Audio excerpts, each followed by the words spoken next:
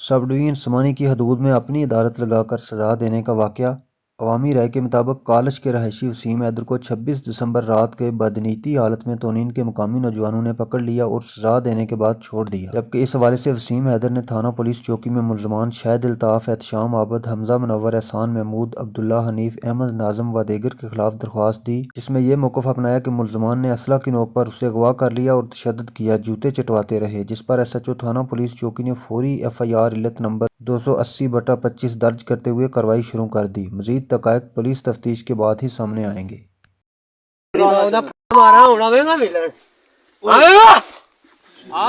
शाम जी ना होना पैर फोड़ पैर चट पैर मोटरसाइकिल कापी कुत्थै खाली रिकॉर्ड बनाओ कापी चांदी चौक तू कल कापी ना बचाई अली इसी नंगा कर कल तू लागा होना मैं